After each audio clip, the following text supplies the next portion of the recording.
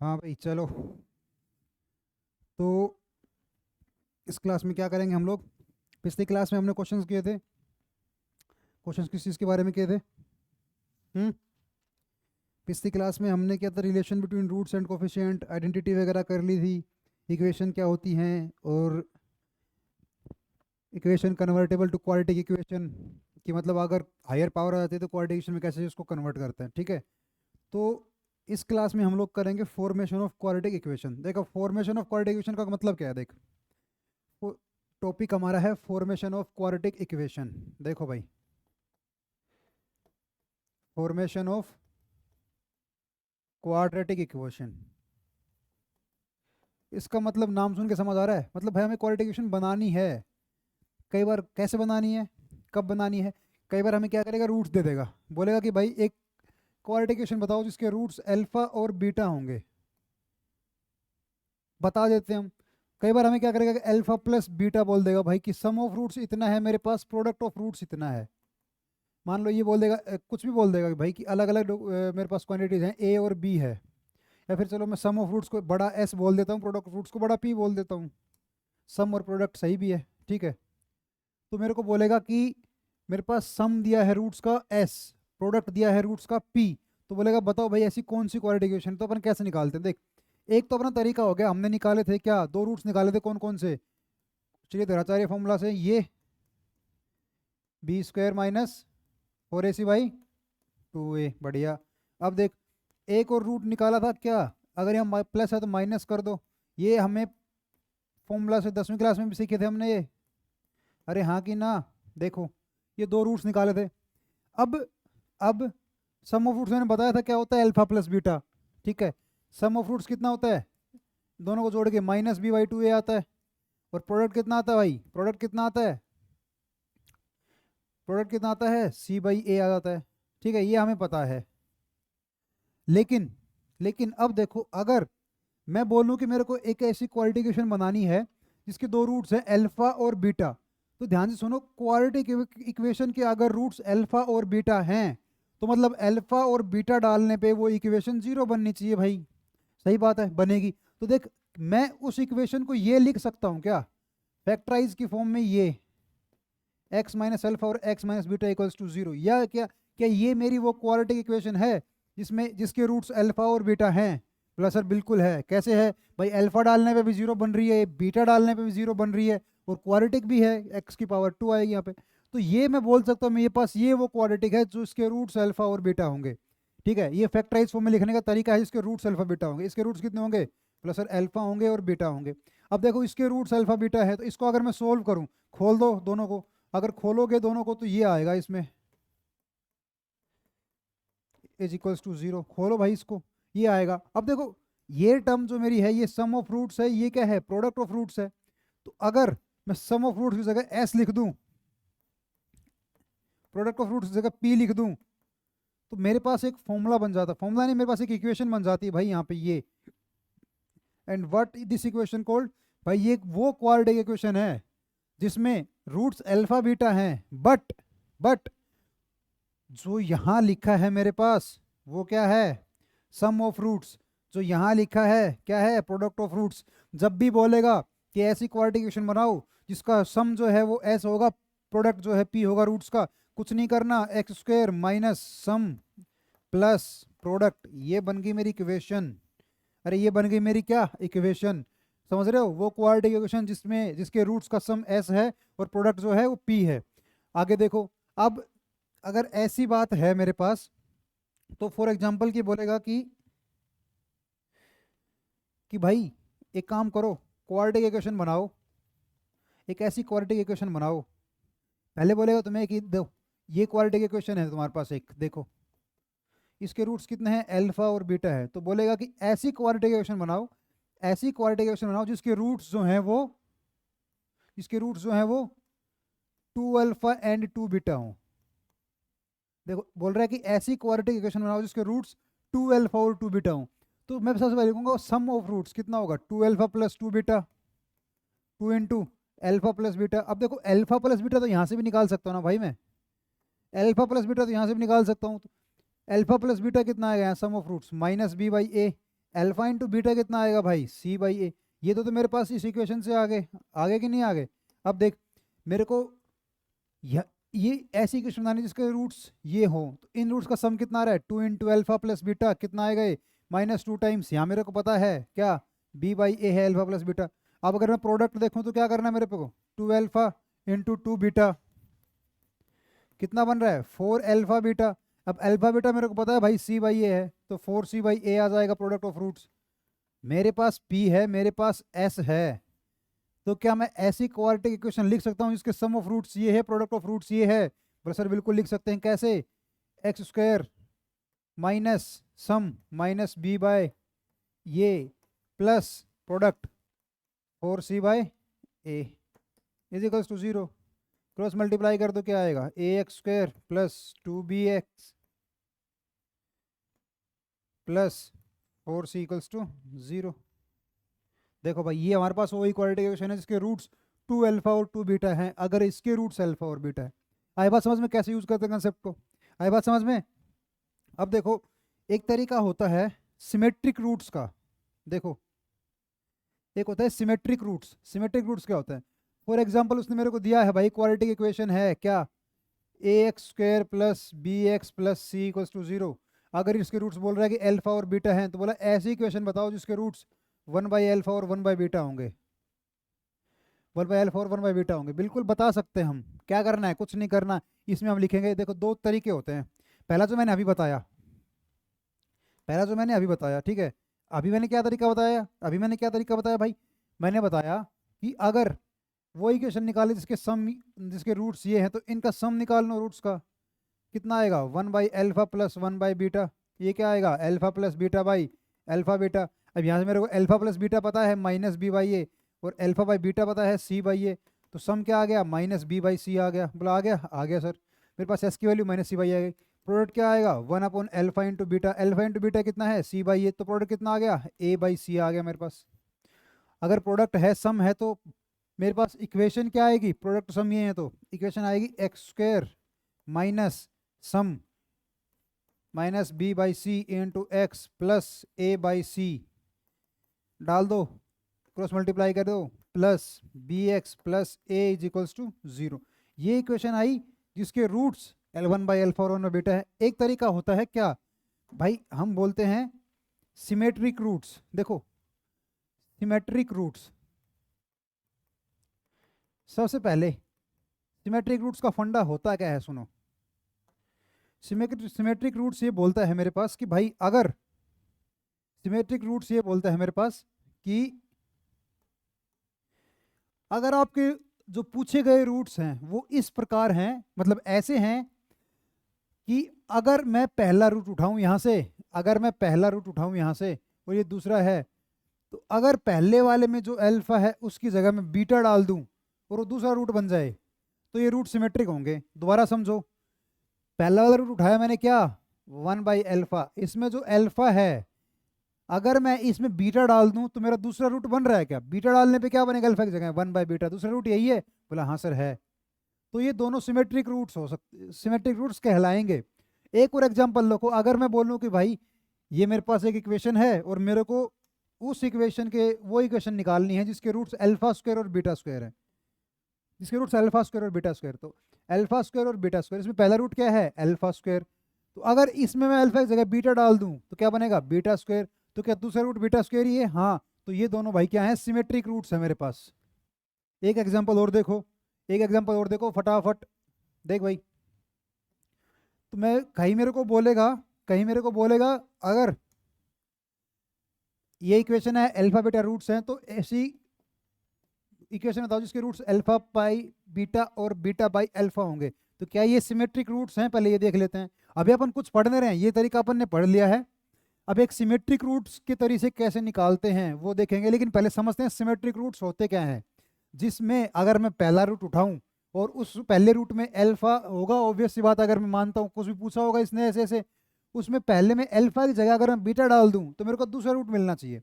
अब देखो इसमें अल्फा बाई बीटा पहला रूट है, बोला है, तो क्या इसमें अल्फा की जगह बीटा डालने पे मेरे को दूसरा रूट मिल रहा है, ये भाई कुछ नहीं मिल रहा, 1 मिल रहा है। तो मतलब ये दोनों सिमेट्रिक रूट्स नहीं हैं, ये दोनों सिमेट्रिक रूट्स नहीं हैं। आई बात समझ में। तो सिमेट्रिक रूट्स पता लग गया क्या होते हैं। तो देखो अब सिमेट्रिक रूट्स अगर मेरे पास हैं तो क्या ये दोनों सिमेट्रिक रूट्स तो पूछे हैं, क्या है, पहला रूट 1/अल्फा है, अल्फा जगह बीटा डालने पे क्या बन रहा है 1/बीटा, तो 1/बीटा दूसरा रूट है।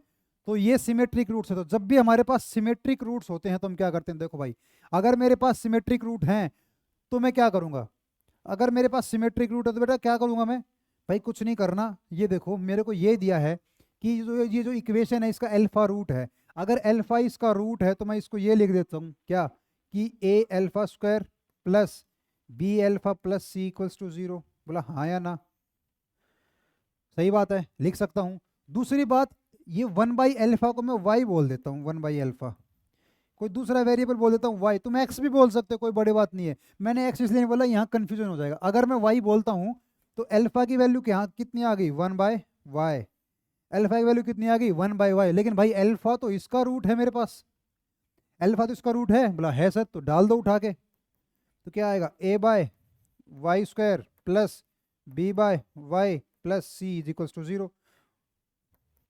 स्टैंडर्ड फॉर्म में लिखो क्या बनेगा, cy² plus by plus a is equals to 0। क्या ये इक्वेशन सेम है क्या, बोला हाँ सर। देखो बस ये x में है, ये y में है, तो अगर तुम्हें फिर भी समझ नहीं आ रहा तो भाई इसको x में बना दो, एक ही बात है। वेरिएबल कोई भी हो, मेरे पास इक्वेशन तो सेम है, देखो भाई ये और ये दोनों सेम है। तो ये होता है सिमेट्रिक रूट के तरीके से करने का, कि भाई मेरे को एक इक्वेशन दे दी, उसके रूट्स बता दिए, अल्फा और बीटा दो रूट्स हैं, अल्फा रूट है बीटा रूट है, तो मेरे से पूछ रहा है भाई एक ऐसी इक्वेशन बताओ जिसके ये अलग से दो रूट होंगे, जैसे इसने 1/अल्फा 1/बीटा पूछा है, बोलेगा alpha square plus beta square होंगे, वो वाले रूट्स इक्वेशन बताओ। तो ऐसे टाइप के दो तरीके से कर सकते हैं, एक तो सिंपल समेशन से, कई बार ये तरीका बहुत लेंदी पड़ जाता है और ये बहुत आसान पड़ता है। कई बार क्या होता है कि भाई इसी तरीके से करना आसान पड़ेगा, इससे थोड़ा सा मुश्किल पड़ेगा, हमें पहचान में नहीं आएगा कि रूट सिमेट्रिक हैं कि नहीं है। ये तरीका हम तभी अप्लाई करेंगे जब हमारे पास रूट्स क्या होंगे सिमेट्रिक। आए बात समझ में, सिमेट्रिक रूट्स पता लग गया क्या होते हैं, चलो बहुत बढ़िया। अब अगला देखते हैं कि भाई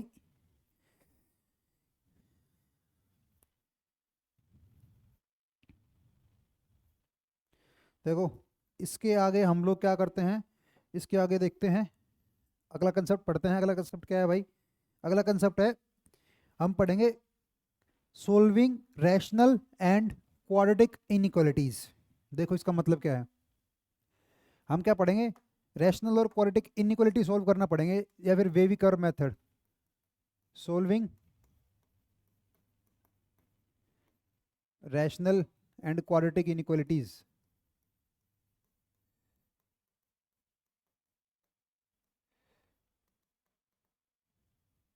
बोले तो किससे पढ़ते हैं कि क्या कैसे सोल्व करते हैं इसे, वेवी कर्व मेथड से। वेवी कर्व मेथड बहुत इंपॉर्टेंट मेथड है, काम आता रहेगा, ठीक है, काम आता ही रहेगा। देखो सबसे पहली बात वेवी कर्व मेथड होता क्या है, देखो सबसे पहली बात वेवी कर्व मेथड होता क्या है वो देखते हैं अभी अपन, ठीक है। अब रैशनल इनइक्वालिटीज क्या होती हैं, रैशनल इनइक्वालिटीज क्या होती हैं भाई, p/q की जो फॉर्म में होती है ना, जैसे रैशनल की इनइक्वालिटी बताओ, रैशनल इनइक्वालिटी मतलब जैसे भाई px/qx greater than 0, greater than कुछ भी लगा लो 1 2 कोई भी कुछ भी हो, इनइक्वालिटी होनी चाहिए। तो px/qx की फॉर्म में जब दिए देते हैं हमें, ऊपर क्या लीनियर भी हो सकता है, देखो ये क्वाड्रेटिक बाई क्वाड्रेटिक की भी हो सकती है, लीनियर बाई क्वाड्रेटिक भी हो सकती है, क्वाड्रेटिक बाई लीनियर भी हो सकती है, हम बाद में सारी पढ़ेंगे, ठीक है। आई बात समझ में। तो देखो अभी के लिए हम सिर्फ पढ़ेंगे wavy curve method.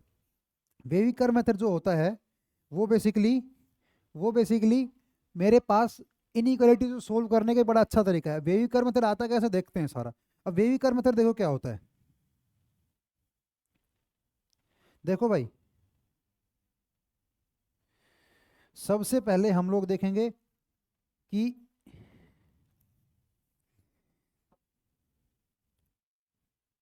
Inequality solve कैसे करूं अगर मेरे को दी है तो। अब देखो मेरे को दी कौन सी इनइक्वालिटी है भाई, अगर उसने मेरे को ये दिया है, फॉर एग्जांपल ऐसे हम करते हैं x-1 ग्रेटर देन 3, ये है, तो क्या कर दूंगा, सिंपल सी बात है, दोनों साइड -3 कर दूंगा, x-1 -3 ग्रेटर देन 0, ठीक है, x-4 ग्रेटर देन 0।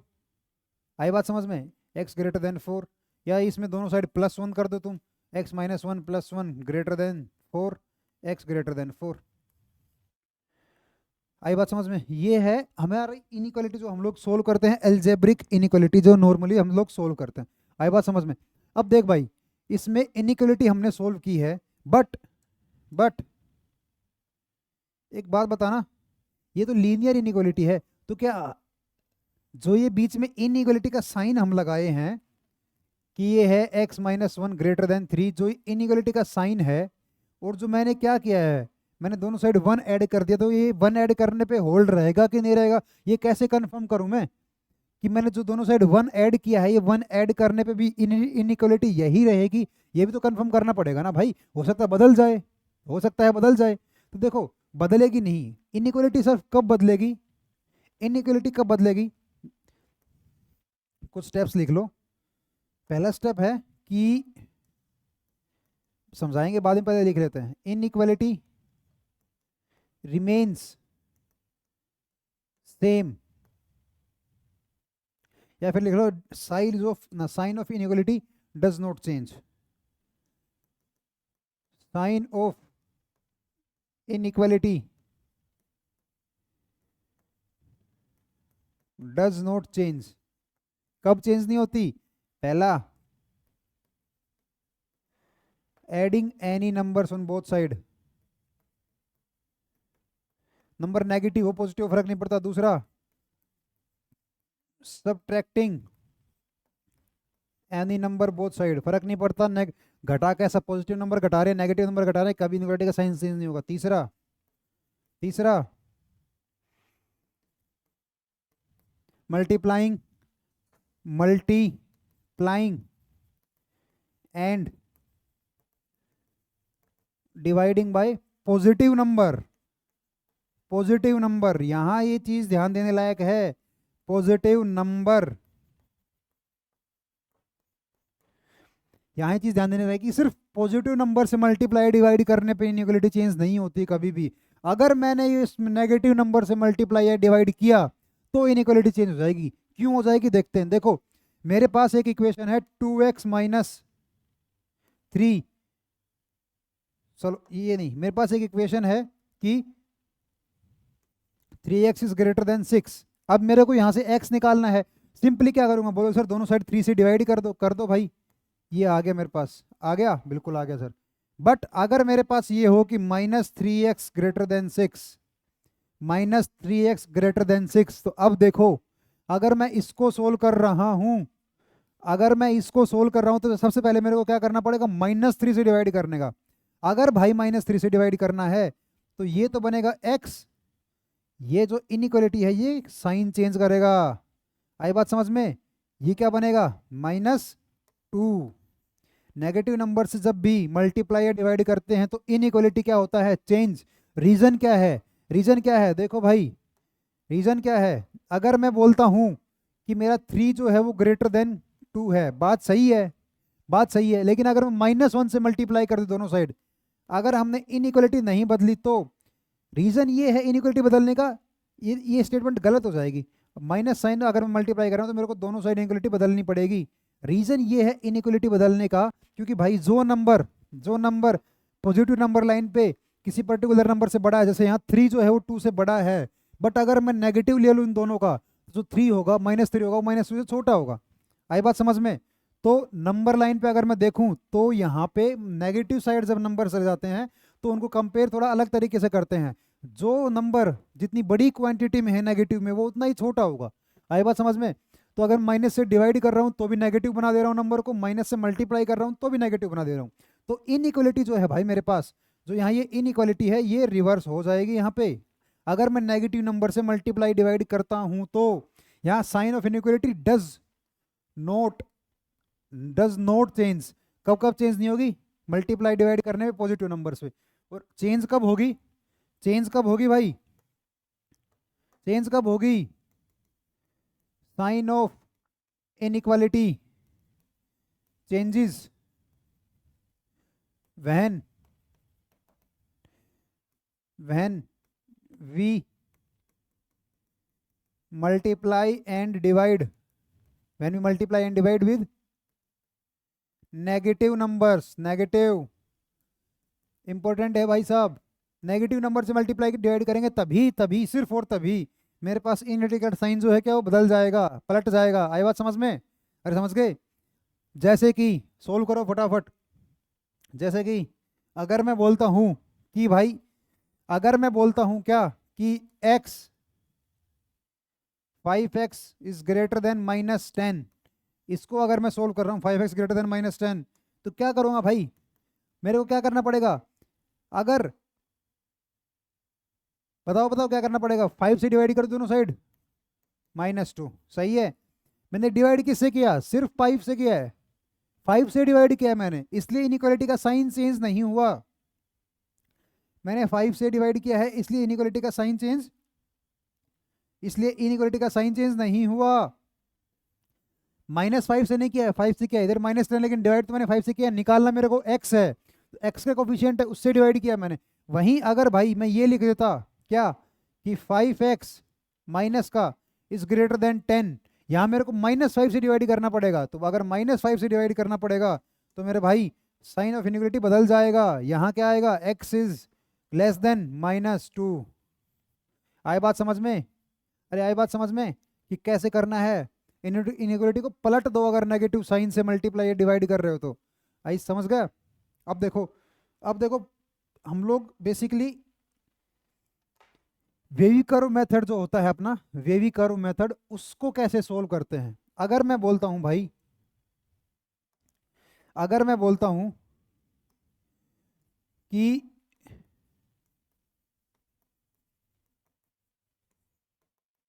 अगर मैं बोलता हूं मेरे पास एक इनइक्वालिटी है x-2 into x-3 is greater than 0, मेरे पास ये इनइक्वालिटी है, इसको सोल्व कैसे करेंगे? देखो, सबसे पहले हम क्या करेंगे भाई, सबसे पहले इसको थोड़ा साइड में लिख देता हूँ, साथ साथ स्टेप्स बता दूंगा सबको।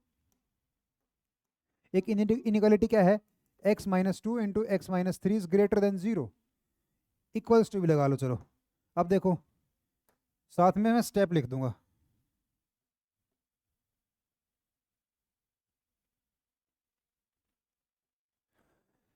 यह है steps for wavy curve method, steps for solving by wavy curve method.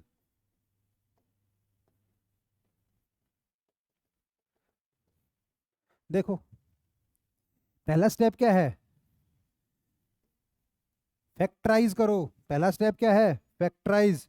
देखो यहाँ पे अगर इसने मेरे पास ये दिया है, अगर भाई इसने मेरे पास ये दिया होता ना x² - 5x + 6 is greater than equals to 0, तो मैं पहले इससे ये फैक्टराइजेशन करता।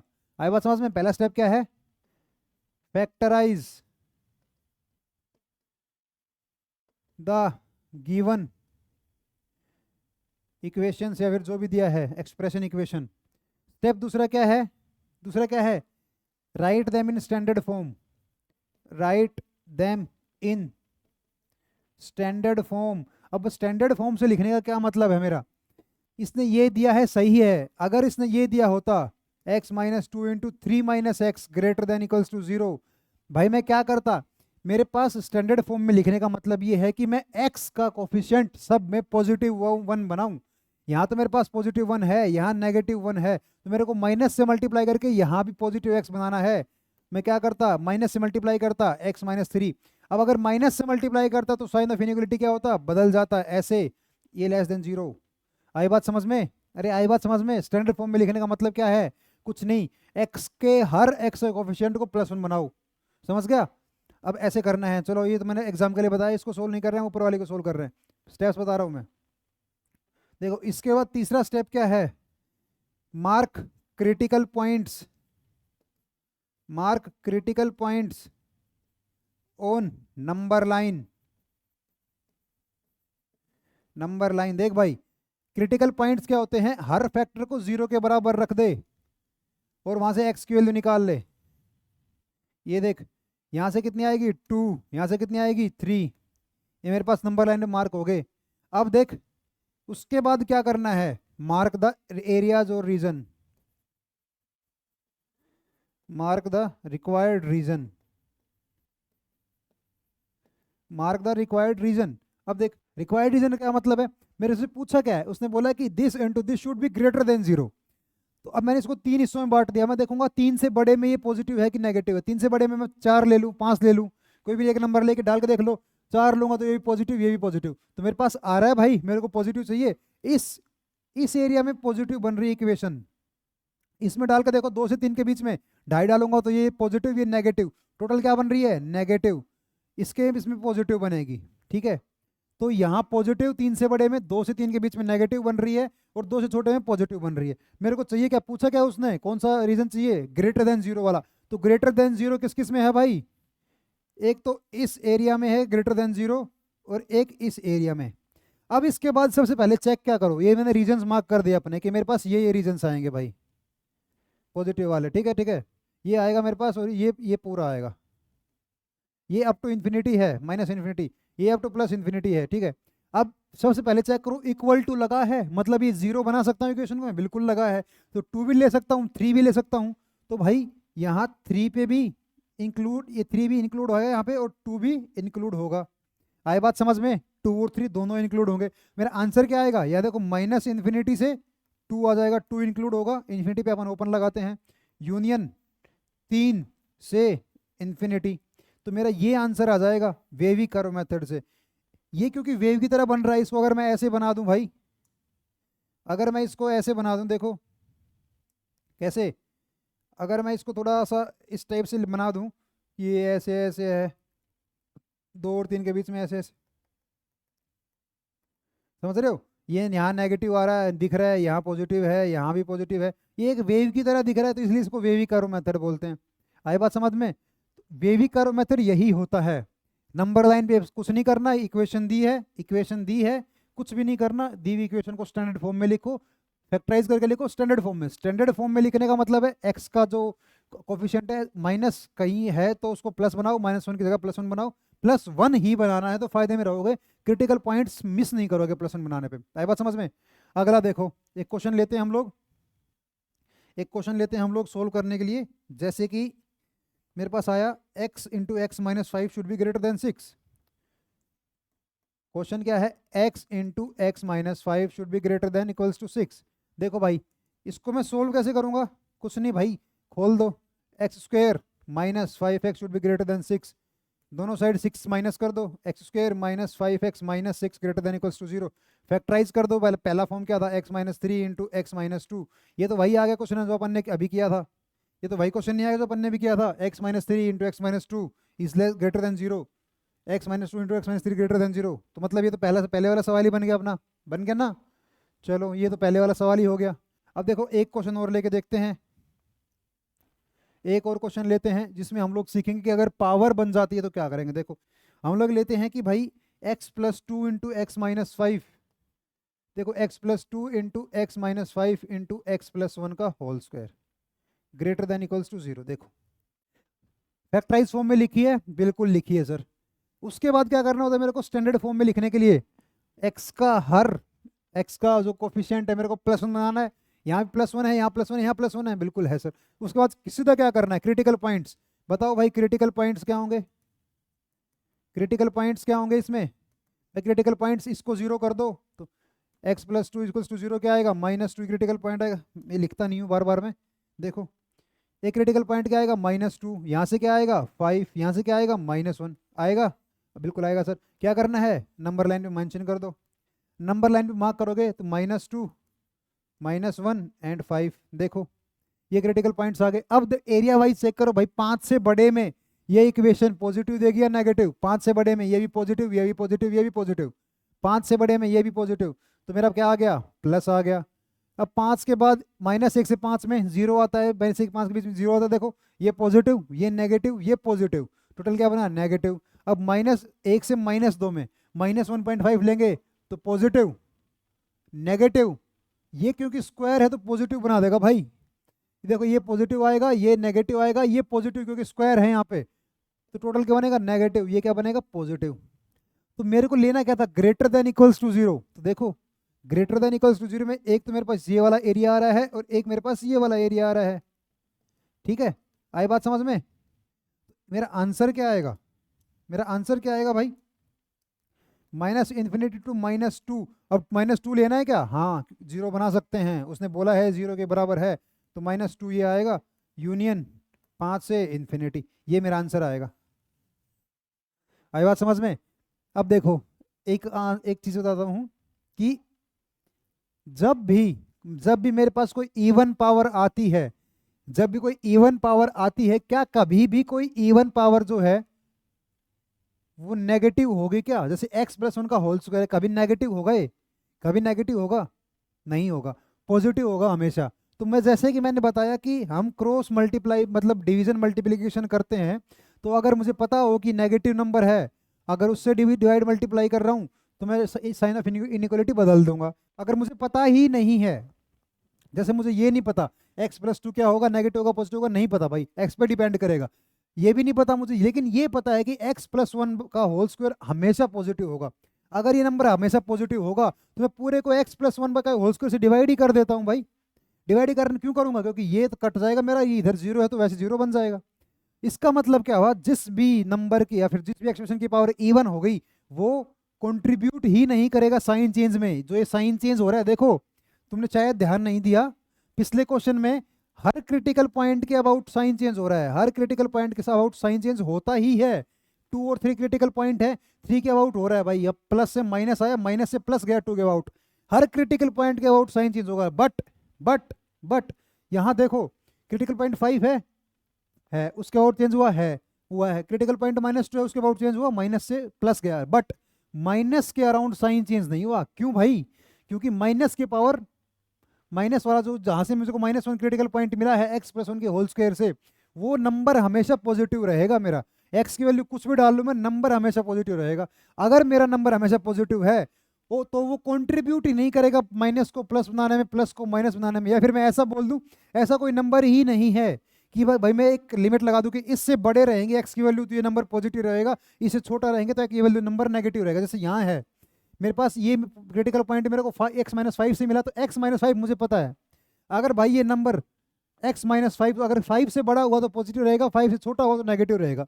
ठीक है, तो ये नेगेटिव भी दे सकता है, पॉजिटिव भी दे सकता है। ऐसे ही ये -2 से बड़ा रहा तो पॉजिटिव रहेगा, और -2 से छोटा रहा तो नेगेटिव रहेगा। तो ये नंबर, ये एक एक्सप्रेशन पॉजिटिव भी हो सकता है, नेगेटिव भी हो सकता है, बट ये जो है ये हमेशा ही पॉजिटिव होगा x की हर वैल्यू के लिए। तो जब ये पॉजिटिव होगा तो भाई साहब, ऐसे तो मैं यहाँ 2 लगा देता हूँ, इंटू 4 भी कर दूँ, 8 लगा दूँ यहाँ पे, तो 8 थोड़ी कंट्रीब्यूट करेगा कुछ, 8 तो हमेशा पॉजिटिव नंबर है ना। मान लो मैं -8 भी लगा दूं, तो मैं क्या करूंगा, -8 से डिवाइड कर दे, साइन ऑफ इनइक्वालिटी चेंज कर दूंगा, फिर सोल्व करूंगा। ये तो एक तरीके से हमेशा कांस्टेंट नंबर बन गया ना भाई साहब, कि हमेशा पॉजिटिव नंबर ही देगा ये। तो ये अगर हमेशा पॉजिटिव नंबर देगा तो ये कंट्रीब्यूट ही नहीं करेगा मेरे पास, समझ रहे हो? ये कंट्रीब्यूट ही नहीं करेगा साइन चेंज करने में। तो मैं क्या करता हूँ, जब भी ऐसे क्वेश्चंस करूंगा आगे से, जब भी ऐसे क्वेश्चंस करूंगा जिसमें मेरे पास इवन पावर दिखेगी, मैं उस पूरे एक्सप्रेशन को ही नेग्लेक्ट कर दूंगा कि भाई ये तो साइन चेंज में कंट्रीब्यूट ही नहीं करेगा, मैं सिर्फ इसको सोल्व करूंगा। अगर मैं इसको सोल्व करता, अब देखो x+2 into x-5 is greater than equals to 0, इसको सोल्व करता मेरे पास क्रिटिकल पॉइंट्स क्या आते हैं, देखो भाई -2 और 5 चेक करते, इसमें पॉजिटिव होता है, इसमें नेगेटिव, इसमें पॉजिटिव, आंसर क्या आता है देखो, -इन्फिनिटी से -2 यूनियन 5 से इन्फिनिटी। अभी सिखाया था कैसे करना है, ये आंसर आता। तो क्या ये आंसर और ये आंसर सेम है मेरे? क्या ये आंसर सेम है? बिल्कुल है, सेम आएंगे ही, क्योंकि पॉजिटिव नंबर कभी भी साइन चेंज नहीं करवा सकता, तो वो कंट्रीब्यूट नहीं करेगा। आई बात समझ में? अरे आई बात समझ में? हाँ भाई, समझ गया? चलो बहुत बढ़िया है। तो हमारा वेवी कर्व मेथड जो है वो पूरा हो गया है। आगे देखते हैं हम रैशनल इनइक्वालिटीज क्या होते हैं। ये हमने क्या पोलिनोमियल इनइक्वालिटीज कर ली हैं, ठीक है। रैशनल इनइक्वालिटीज क्या होती हैं भाई? रैशनल इनइक्वालिटीज, रैशनल इनइक्वालिटीज का मतलब है inequalities in the form of ये रैशनल इनइक्वालिटी है मेरे पास। लेस देन 0 भी हो सकता है यहाँ पे, लेस देन 0 भी इक्वल्स टू, मतलब ये हो सकती हैं। आई बात समझ में? ये अलग अलग लिखा है, कभी तुम्हें सोचे कि ये यहाँ लेस देन 0 भी हो सकता है, ऐसे भी हो सकती है p/q, ठीक है। इनको बोलते हैं रैशनल इनइक्वालिटीज। इनको कैसे सोल्व करते हैं भाई? देखो, एक रामबाण इलाज है क्या? देखो मैं पहला अगर मैं सिंपल सा करके बताऊं, सिंपल सा, तो क्वेश्चन अगर मैं पहला लिखूंगा भाई, सिंपल सा करके बताता हूं क्या, कि देखो x minus one by x minus two greater than equals to zero. As simple as that. इस क्वेश्चन सोल्व करते हैं। रैशनल इक्वलिटी है। देखो सबसे पहले सोल्व तो मैं कर दूं, बट मेरे को बताना है ये जो एक्सप्रेशन दिया है, रैशनल एक्सप्रेशन दिया है, ये ग्रेटर देन जीरो किस किस एक्स की रेंज में होगा। सोल्व तो मैं कर दूं, लेकिन पहली चीज क्या लिखूंगा देखते ही मैं, कि भाई एक्स को मैं माइनस टू तो नहीं ले सकता, सब कुछ ले लूंगा, माइनस टू नहीं ले सकता। क्यों माइनस टू लिया, नीचे क्या बनेगा जीरो, सॉरी माइनस टू नहीं plus two, my bad sorry. X को मैं प्लस टू तो नहीं ले सकता, अगर मैंने एक्स को टू ले लिया तो नीचे वाला बन गया जीरो, जो कि डिफाइंड ही नहीं है मैथ्स में। तो मैं क्या करूंगा, सबसे पहले ये लिख दूंगा मैं सबसे पहले, अब जो आंसर निकालूंगा उसमें से ये घटा दूंगा। उसके बाद क्या करो भाई, क्रिटिकल पॉइंट्स बनाओ, फिर से वही तरीका, क्रिटिकल पॉइंट फैक्टराइज करो, पहले फैक्टराइज, इससे के ज्यादा क्या फैक्टराइज करें इसको, क्रिटिकल पॉइंट्स बनाओ। पहला है x minus one equals to zero, दूसरा होगा इसके थ्रू निकालेंगे तो यहाँ से क्या आएगा, क्रिटिकल पॉइंट यहाँ से एक्स इक्वल्स टू, यहाँ से वन आएगा, यहाँ से एक्स इक्वल्स टू टू आएगा। नंबर लाइन पे क्रिटिकल पॉइंट्स मार्क कर दो, फर्क नहीं पड़ा डिनोमिनेटर में न्यूमिनेटर में, क्रिटिकल पॉइंट मार्क कर दो। एक क्रिटिकल पॉइंट वन है, एक क्रिटिकल पॉइंट कितना है टू, एक क्रिटिकल पॉइंट वन है, दूसरा कितना है टू। अब देखो टू से बड़े नंबर में रीजन में पॉजिटिव आएगा नेगेटिव आएगा, क्या आएगा, टू से बढ़ा लेंगे तो ये भी पॉजिटिव, ये पॉजिटिव, टोटल क्या बनेगा पॉजिटिव, ये क्या बनेगा नेगेटिव, ये क्या बनेगा बेटा पॉजिटिव। मेरे को चाहिए क्या, greater than zero, greater than zero चाहिए, तो एक ये रीजन आ गया मेरा और ये रीजन आ गया। अब देखो greater than equals to zero चाहिए, तो x इक्वल्स टू वन ले सकता हूँ क्या, बिल्कुल ले सकता हूँ, क्योंकि x इक्वल्स टू वन पे क्या होगा, बराबर होगा जीरो के। x इक्वल्स टू टू, बस सर वो तो पहले ही मना कर दिया था, नहीं ले सकते, तो बेटा आंसर क्या आएगा देखो, माइनस इन्फिनिटी से वन क्लोज ब्रैकेट मतलब वन आएगा, यूनियन टू पे ओपन ब्रैकेट होगा, टू से इन्फिनिटी, ये मेरा आंसर आएगा इसमें। देखो टू पे ओपन ब्रैकेट आएगा, वन पे क्लोज ब्रैकेट आएगा, सिंपल, कुछ नहीं करना, जो पहले किया है वही करना है। तो पहले क्या, फैक्टराइज करो, क्रिटिकल पॉइंट्स निकालो, ऊपर नीचे दोनों से नंबर लाइन में मार्क करो और सोल्व करो। आई बात समझ में। देखो एक क्वेश्चन और करके देखते हैं।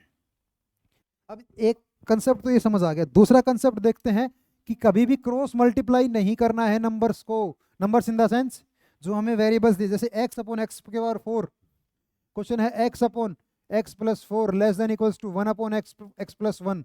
ये अगर मेरे पास क्वेश्चन है तो क्या करेंगे बच्चे, इसको उधर इसको इधर, इसको बना देंगे क्रॉस मल्टीप्लाई करके। नहीं करना है कभी भी क्रॉस मल्टीप्लाई, क्यों, क्योंकि मुझे मैंने बताया कि अगर नेगेटिव नंबर से मल्टीप्लाई डिवाइड करेंगे तो साइन ऑफ इनइक्वालिटी चेंज होगा। यहाँ मुझे पता नहीं है भाई एक्स प्लस वन नेगेटिव है कि पॉजिटिव है, हाँ यहाँ एक्स प्लस वन का होल स्क्वायर होता है तो मैं आराम से क्रॉस मल्टीप्लाई करता हूँ, मुझे पता है वो जो एक्स प्लस वन का होल स्क्वायर में सब पॉजिटिव बनेगा।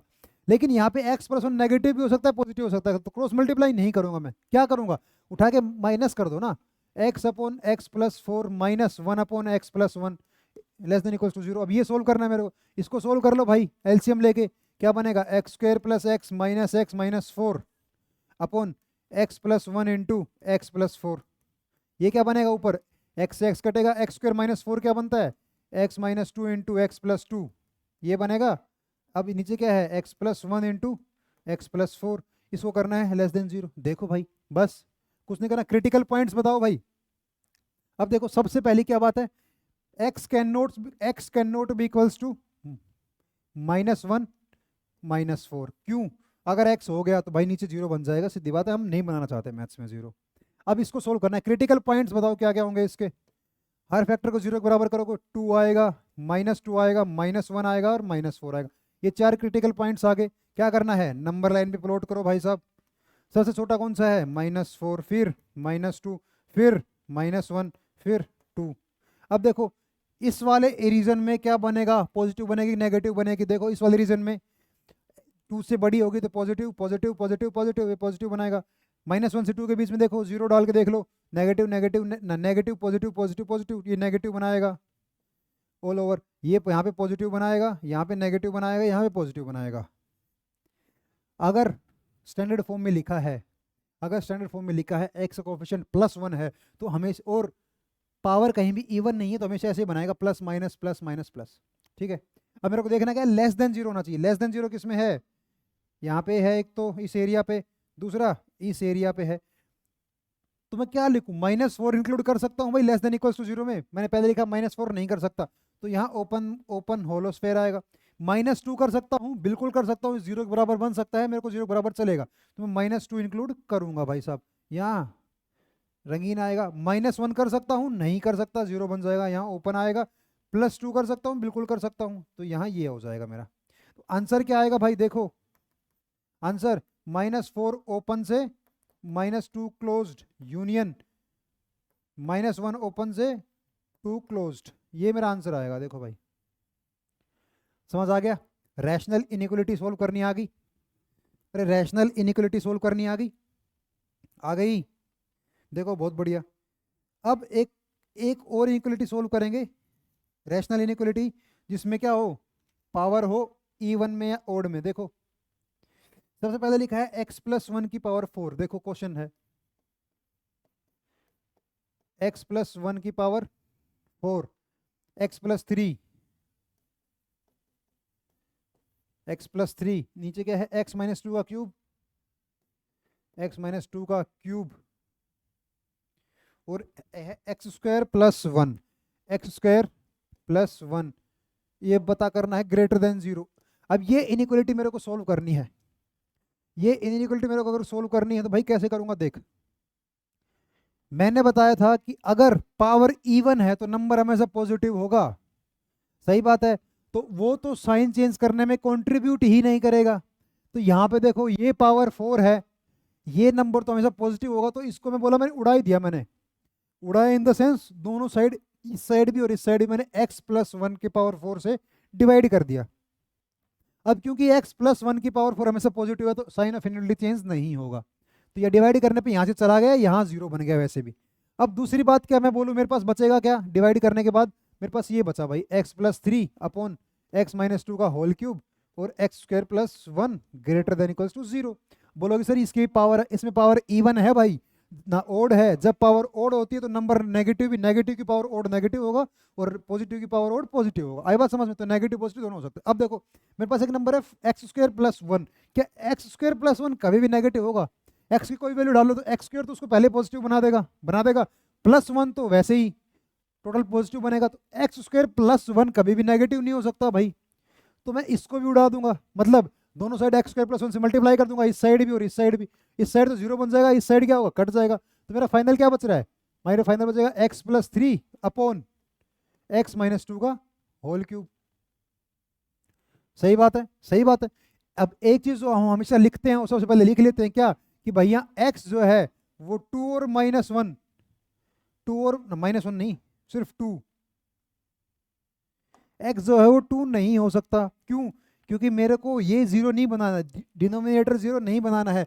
अब ये वैल्यू जो है कभी भी 0 नहीं बन सकते, किसी भी x की रियल वैल्यू के लिए जो ये वैल्यू है 0 बन ही नहीं सकती। तो इसके लिए मैं कुछ नहीं लिखूंगा, यहाँ x की वैल्यू 2 नहीं ले सकता मैं। आगे बात समझ में। अब मेरे पास ये बचा है, देखो इसको क्या करना है, इसको सोल्व करना है, सिंपल सा है, इतनी बार तो कर लिया, ऐसे क्वेश्चन किए अपन ने। देखो x-2 का whole cube greater than equals to 0। Critical points mark करो, क्रिटिकल पॉइंट्स क्या आएंगे, इससे -3, इससे 2, -3 इससे 2। अब यहाँ डाल के देखो, ये पॉजिटिव देगा, ये नेगेटिव देगा, ये पॉजिटिव देगा, इस रेंज में मेरे को लिखना क्या, ग्रेटर देन 0 वाला लिखना है।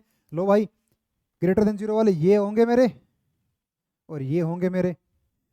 -3 ले सकता हूँ, ग्रेटर देन इक्वल्स टू लगा है, -3 पे 0 बन जाएगा, इक्वल टू 0 है, बिल्कुल ले सकता हूँ। 2 में ले सकता हूँ, 2 यहाँ डालने पे डिफाइंड नहीं रहेगा तो 2 नहीं ले सकता मैं, ये आ गया मेरा। मेरे पास आंसर क्या है, देखो भाई -∞ से -3, -∞ से -3 पे क्लोज्ड ब्रैकेट यूनियन 2 पे ओपन ब्रैकेट इन्फिनिटी, ये मेरा आंसर आया यहाँ से। आई बात समझ में? पता लग गया कैसे इनइक्वालिटी सोल्व करनी है?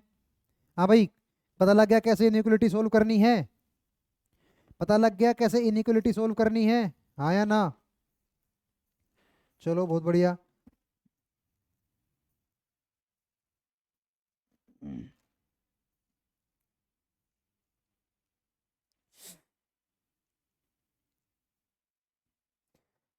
चलो एक चीज और बता देता हूँ यहाँ पे मैं, कि अगर कहीं लिखा हो जैसे मॉडुलस फंक्शन, तो आगे पढ़ेंगे हम, चलो छोड़ो।